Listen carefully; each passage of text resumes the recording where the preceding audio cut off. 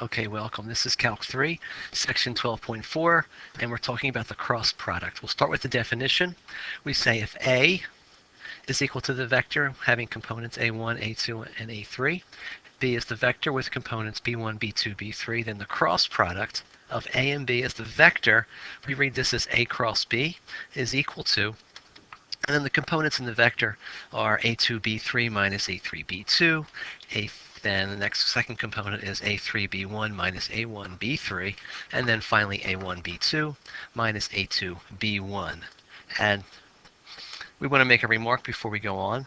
There's the definition of the cross product, but when we have a cross product, the result is a vector. It's another vector, not a scalar as it was with the dot product.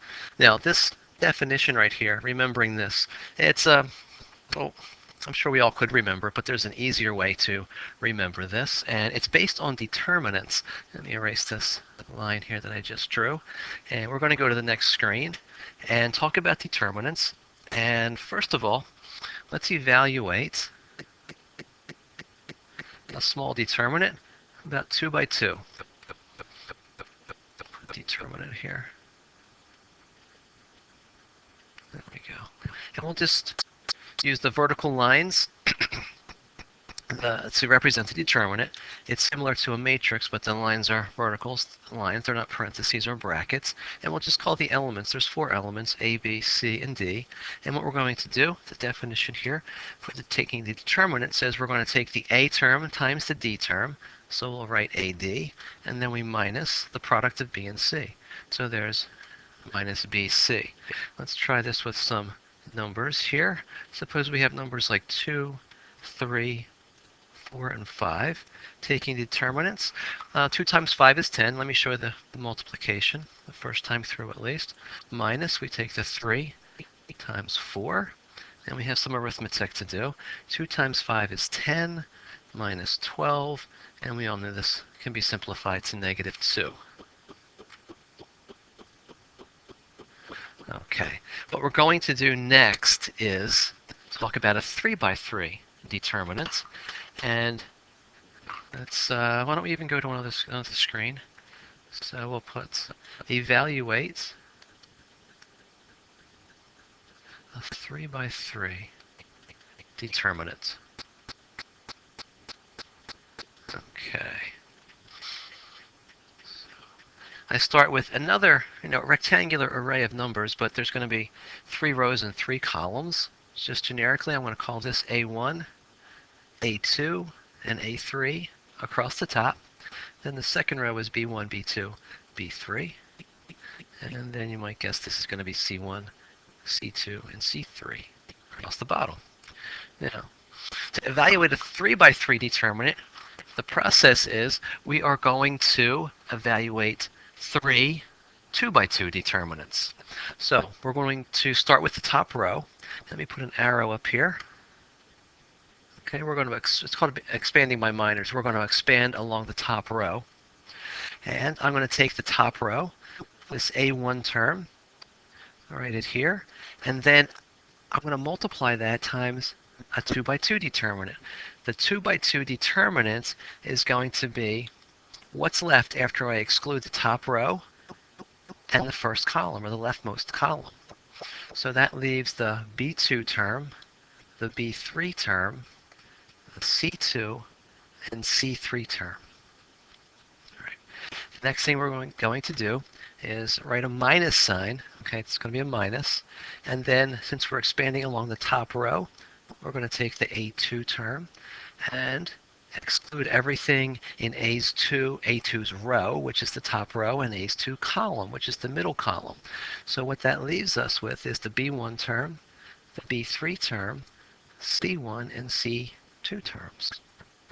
Then we go back to plus, and then we take the A3 term, because we're going all the way across the top row, and we exclude the top row and the rightmost column, and that leaves us with the B1, B2, C1, and C2 term. Now, that's the process, and we can use this technique to evaluate the cross product of 2 vectors without having to remember that long formula in the definition. So this is like it's called a symbolic determinant. So let's use this same process. We'll do this on the same screen here so we can see the work that we did. I'm going to write A. There's my vector A. Cross B. Remember how A and B were defined on the first screen. The vector A had components A1, A2, and A3, and B was defined accordingly. So we're going to open up a 3 by 3 determinant. Across the top row, we're always going to put a lowercase I, lowercase j, and a lowercase k. Now the vector that I wrote first is the A vector, because A cross B, or A times B. We're going to put that in next along the second row, and then the B vector will be along the bottom row of this determinant.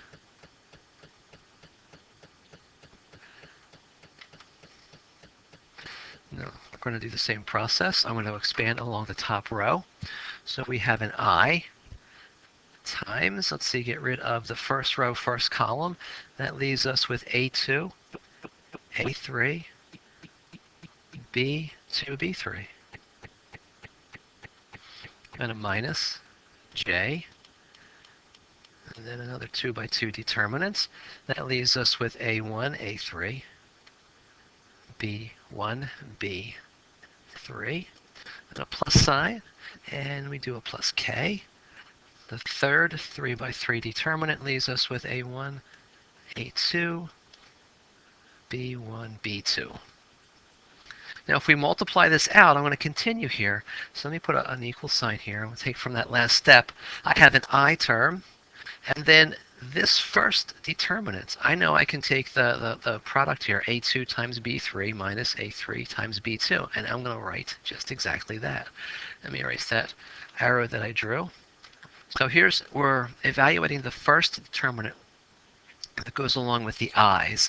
So we have A2, B3, minus A3, B2. Then we bring our minus sign down and our J. The second determinant, we have A1, B3, minus A3, B1. And then we have finally plus K. The last determinant is A1, B2, minus A2, B1. There we go. All right, let's try an example here with some numbers in it. On the next screen, we have these directions. Find the cross product of the A vector and the B vector. So here's the way we can find this out. I'll put solution here. I'm going to start by writing A cross B, and then our symbolic determinant across the top, IJK, and then A comes first, so I'm going to write the A vector on row 2. So that's 1, 3, 4, and then 2, 7, negative 5. What we're going to do next is write I times the determinant that has elements 3, negative 5. So 3 times, here, why don't we just erase that and we'll put this work in, especially for the first time if we're just getting started. So we have I times this determinant here, 3, 4, 7, negative 5, and then minus J with the determinant 1, 4, 2, negative 5, plus K. And then we have 1, 3, 2, 7. Okay, now we can start multiplying. 3 times negative 5 is negative 15, and then we get minus 7 times 4, and then we get a minus J. That's a negative 5 minus 8, and then finally plus K, we get 7 minus 6. Let me make some more room on the screen here. And let's continue the arithmetic. We have a negative 28 and a negative 15. That makes 43 negative. So let's write 43. And we still have the I, so I'm going to put the I there right after the negative 43. And then this is going to end up being, we have 3 plus signs. So that's going to be a 13J. Put the j in. And then finally, 7 minus 6 is 1. I don't have to write the 1. I can just write k. So that's a perfectly fine way to represent a vector. But since our vectors started with this angle bracket notation, why don't we finish with that? So we get the angle bracket. There's 43 with a comma. Then we get 13 as the second element. And then finally 1 with the last element, and the bracket ends it. Now that we know how to calculate a cross product, let's look at some reasons why we may want to calculate a cross product. So one thing we can say is the cross product of two vectors, we'll call the vectors A and B, is orthogonal to each vector A and B. Let me draw you a quick sketch here. Suppose I have a vector comes off like this. I'll call that, doesn't matter, I'll call that my vector B. And suppose I have a vector A like this here. So there's my vector A. And the cross product of two vectors is orthogonal to each vector.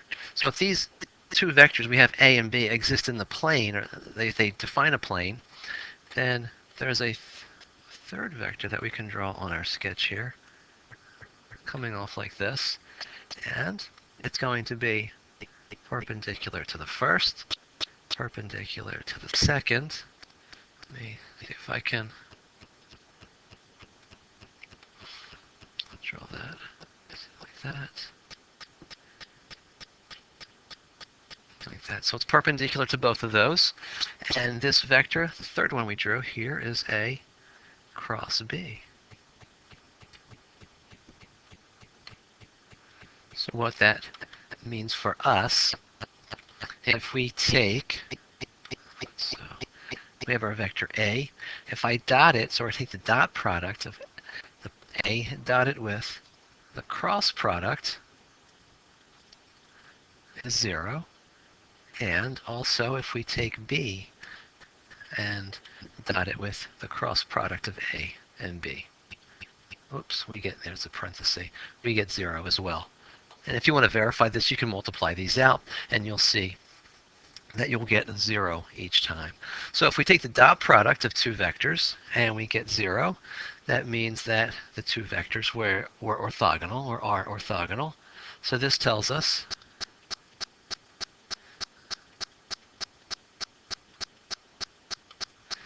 that A is orthogonal to A cross B, and also B is orthogonal to A cross B. Okay, let's take a look at Theorem 9. If phi is the angle between A and B, so that means phi runs from 0 to pi, 0 and pi included, then the norm of the cross product of A and B is equal to the norm of A times the norm of B times the sine of the included angle phi. So if we were to draw a quick sketch of this, first of all, if we drew the acute angle, the smaller angle here, we'd have, there's our vector A, say, maybe we have a vector B coming down like this, and we could put phi in here. So there's the acute version, and maybe we have one, there's our vector B, and out here, this would be A, and the included angle there would be phi. The proof is in the text. It's on page 819 if you wanted to look at it or you had any questions about the proof. We are not going to prove it in this video, and we're just going to apply the theorem later on in the lecture. Okay, suppose A and B are parallel vectors. If we drew a quick sketch of what could be happening, maybe that's where the vector A starts. And it goes up like this. And then if I drew a vector B that's parallel to it, I'll draw it right here. And that could be my vector B. And imagine if I slid, A over to B or B over to A, and I'll try to do this. Let's see. If they're parallel, you know that we can, whoops, not what I wanted, like that. Let's move these together. They're pretty close, okay? So one on top of the other. That would be the vector, both vectors on top of each other. And I'm not sure what happened in here where there's the, oops, come on, eraser. There we go. So we have one vector on top of the other, and they're both starting at the same point. And if you imagine what the angle between these vectors is, it would be 0.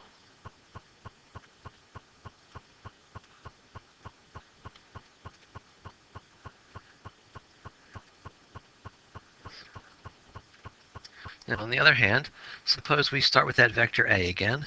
It goes up like this. There's my vector A. And suppose I'll call this vector C so we don't get it confused with the vector B. But what if I had a vector C, and instead of sliding it over, why don't we just draw it? It'll have the same starting point, but point in the opposite direction as A. So there's A and C. So if you imagine that the angle between A and C, it's going to be 180 degrees between A and C. And we can make that 0 degrees. Now let's make this look like Theorem 9. So that would be, let's see, we have the norm of A cross B. It's going to be equal to the norm of A times the norm of B times the sine of phi, the angle. Okay, but the sine of 0 is, let me just put that over here.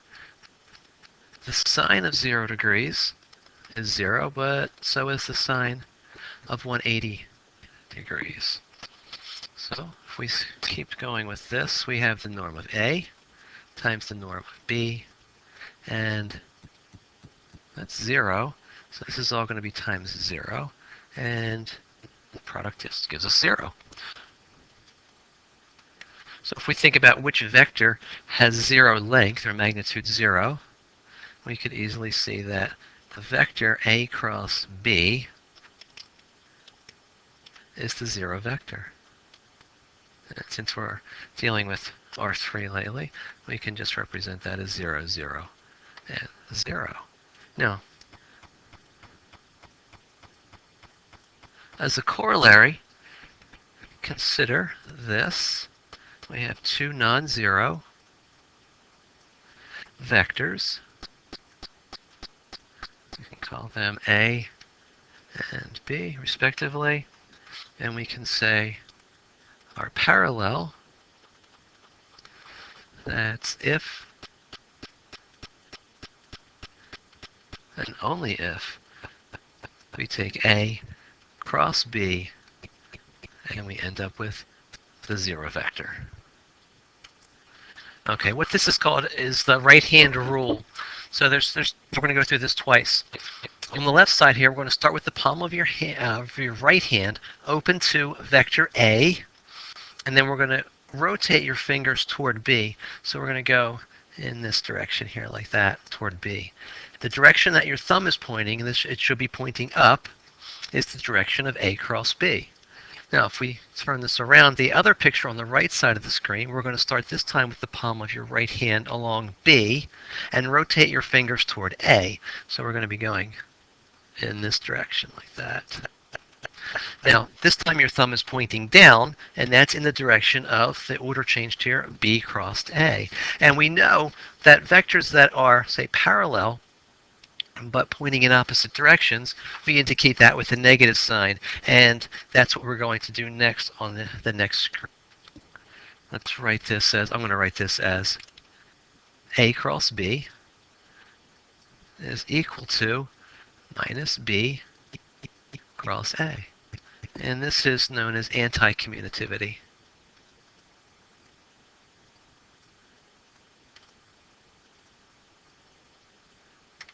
Now, how this is beneficial to us is, let's think about the coordinate axes that we've been working with. I'm just going to draw a quick sketch over here on the right side of the screen. So there is my x-axis, y-axis, and z-axis. There we go. Now, let me put Let's do a different color. Maybe we'll do something like red that we can see, hopefully. Here's my vector that we know is I. Okay, has length 1. And this will be my vector j. It also has length 1. And then finally k is here, length 1. So those are my three. We called those standard basis vectors. And we have I, j, k, and they are all mutually perpendicular. So if you think of the I and the j, they exist in the xy plane. It's perpendicular to the z-axis and so forth. So what that gives us is an easy way to figure this stuff out. If I show you this, I have I cross with j. That's going to be equal to k. If we cross j with k, that's going to be the I. And then k crossed with I is j. Now, if we switch the order, I'm going to go back up and do another column here. What if instead of I crossed with j, what if we do j crossed with I? That has to be the opposite of k, because we switched the order. We know the sign is going to change. Then we have k cross j equals minus I. And then finally, I crossed with k is negative j. Okay, and another reason that we can calculate cross products, we're going to do now. So start with a rectangle, and we know if we want to find the area of this rectangle, we just multiply length times width. But what if we didn't have a rectangle, we had a parallelogram?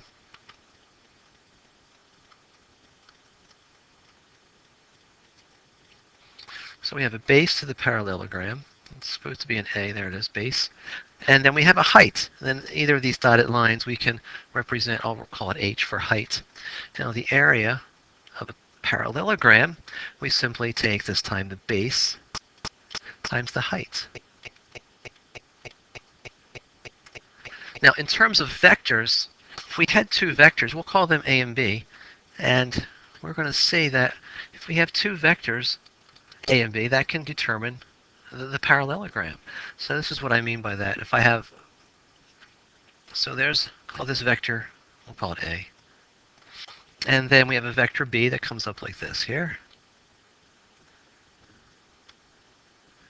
And let's just drop a perpendicular from the tip of B all the way down to A. And we'll make that perpendicular sign. And then what I mean by that is we know we can slide A anywhere in the plane. So why don't we slide it up so it starts where B stops. And then we'll slide B over to where A stops. And there's our parallelogram again. I'm going to put an angle in here. We'll call it phi. So just label this. This could be our B again if we slid it over there. And that could be our A. So we can see here that vectors A and B determine some parallelogram.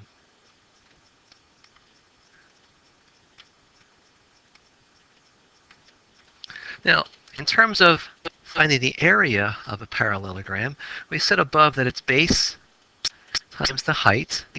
So I'll write that here.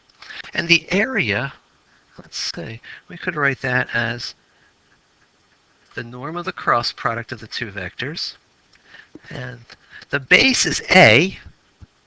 So let me take the base out and put that norm of A in here.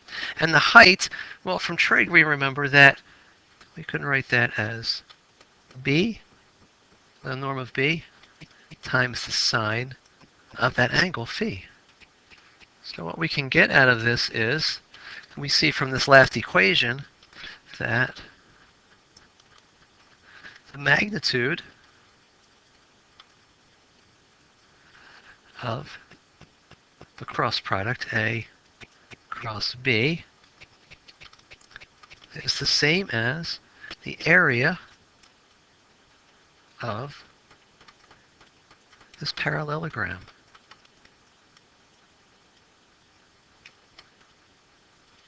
If we let me just draw a quick sketch of something here that hopefully we can make some connection here.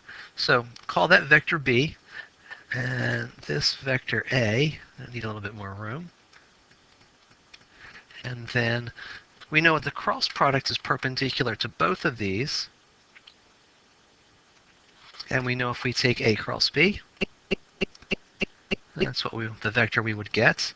But if we take the norm, or the length, the magnitude, whatever you choose to term you choose, for the length, the norm of that cross product is defining, let me try to draw this the best I can.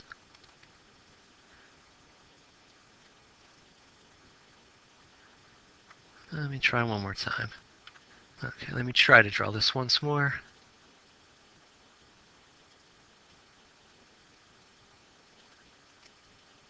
There we go. This area right here, this two-dimensional surface.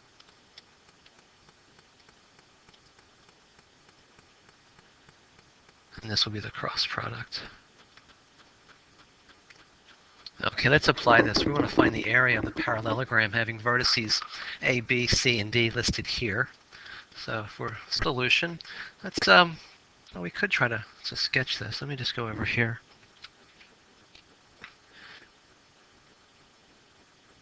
Draw a quick sketch, x and y axis. We're in the plane R2 here. So if I sketch A, it's -2, 1. Put that there. That'll be my A. And then, let's see. Let's do the, we'll leave A like that. And then B is 0, 4. 0. Put it right about there.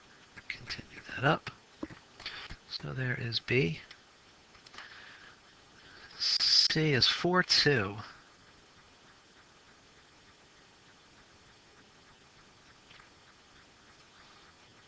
So there's C.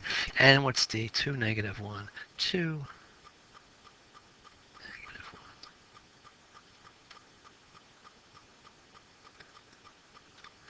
And I am going to put the ordered pairs next to these. So C would be 4, 2. And NA, let me just move it over. There we go. So I want to let's call this vector A here.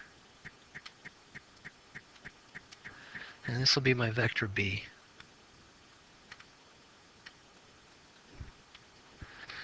It's going to complete the dots there, or connect all the dots.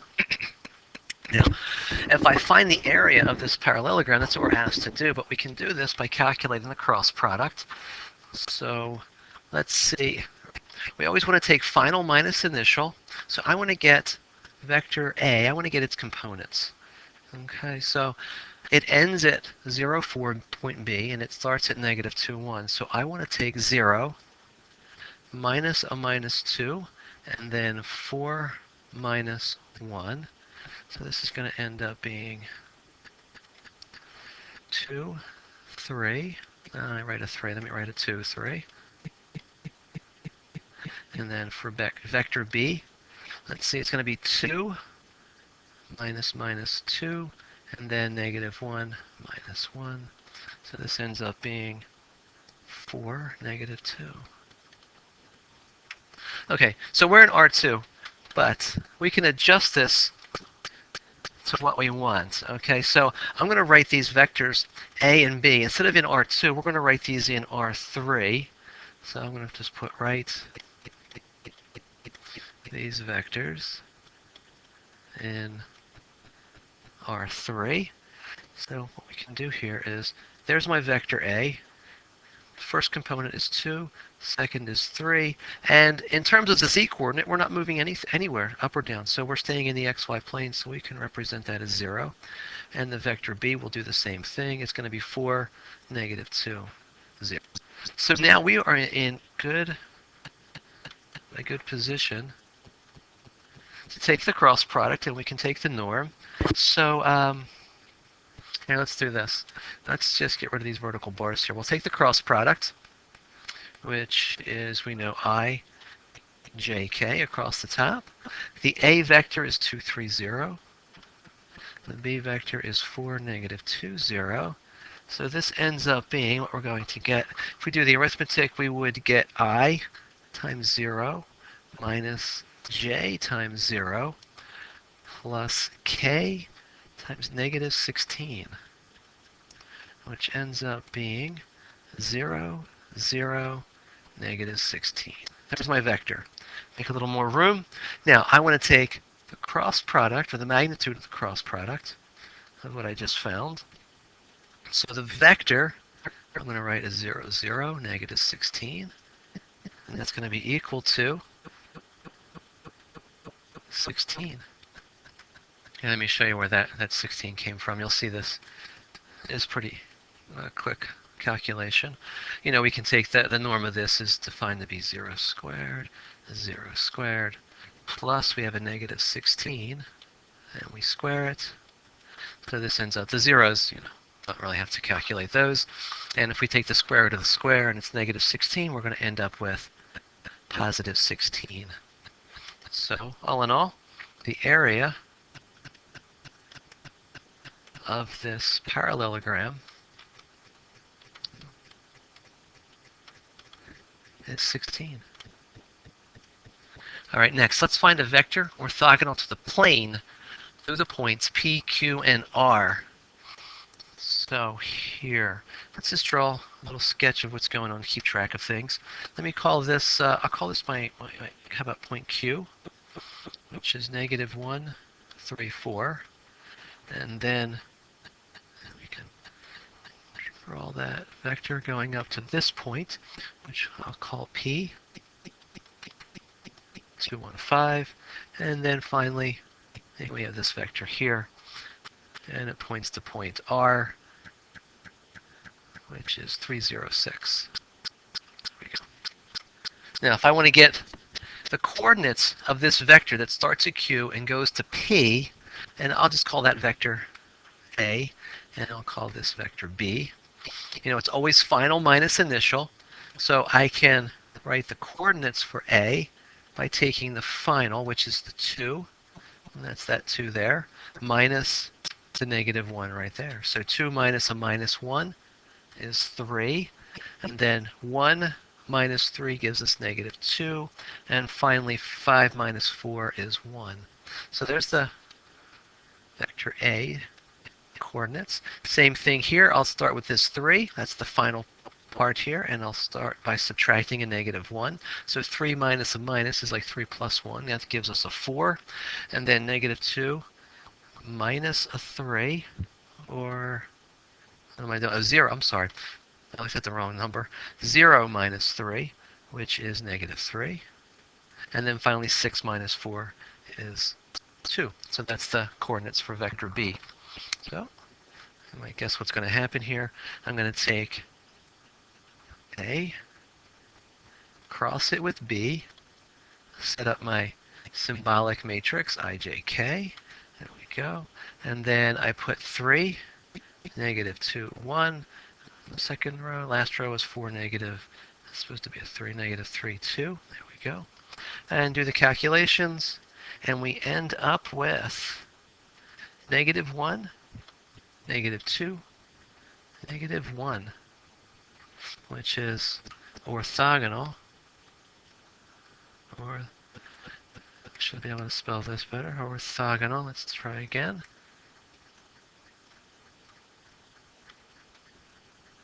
To the plane. We also know that we have negative signs here.